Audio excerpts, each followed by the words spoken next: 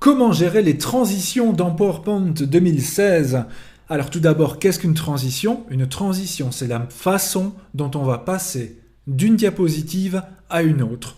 On peut passer de manière assez brute, directe, rapide, ou alors en ajoutant un bel effet pour passer de l'une à l'autre. Je vous montrerai quelques beaux effets, surtout depuis la version 2016 d'Office. Alors il faut savoir tout d'abord une chose, c'est que si vous cliquez sur une diapositive et que vous ajoutez une transition, celle-ci apparaîtra avant cette diapositive. Donc si on clique sur la première et que l'on ajoute une transition, ce sera la transition de départ de la présentation. C'est ce que l'on va faire ici. Voilà, la première est sélectionnée. Allons dans l'onglet Transition. Et là, donc, vous avez quelques exemples de transitions. Cliquez sur le petit bouton en bas à droite pour dérouler et voir toutes les transitions possibles. On va commencer avec une transition classique, balayer, par exemple. Voilà, on voit directement l'aperçu. Et n'oubliez pas que pour certaines des transitions, comme c'est le cas ici, vous avez des options. Donc là, on a eu un balayage à partir de la droite. On peut choisir à partir du haut, à partir de la gauche, du bas, ou encore des différents coins, par exemple le coin inférieur gauche, et voilà. Donc n'oubliez jamais cela, plus d'options pour certaines transitions. Alors ensuite, comme je vous l'ai dit, depuis la version 2016, il y a aussi des transitions assez originales, comme par exemple les rideaux. Regardez, comme transition de départ, ce n'est pas mal du tout. On a par exemple aussi l'écrasement.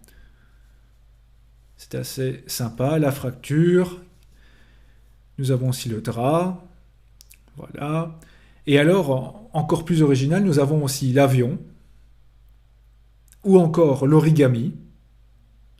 Vous avez différentes options, vous voyez, droite, gauche aussi. Donc ça me semble assez sympa. D'autres effets sympas, le tourbillon. Ce sont des effets assez récents. Le déchiquetage, les alvéoles. Pourquoi pas aussi l'ondulation, voilà.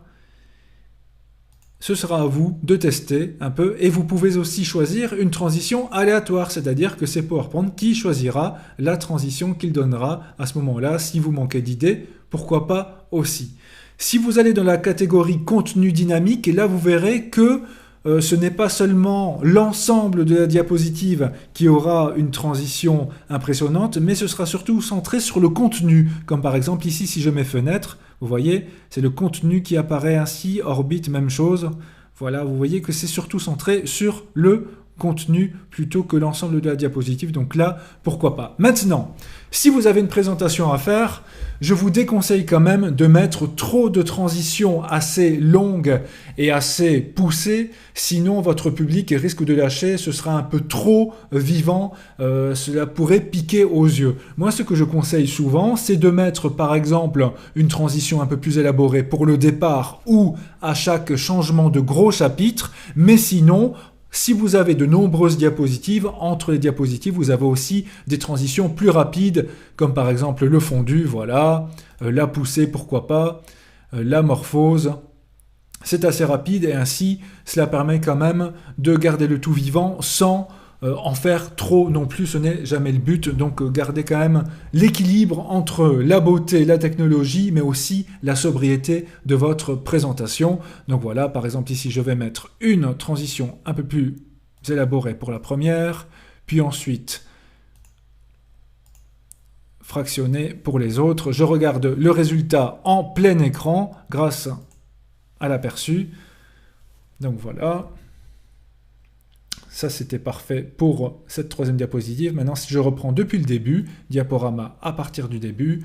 Donc voilà, je commence avec une transition un peu plus élaborée pour le démarrage. Ensuite, voilà le passage à la deuxième diapo et le passage à la troisième diapo. Et ainsi, cela donne quelque chose de joli, mais sobre. Voilà.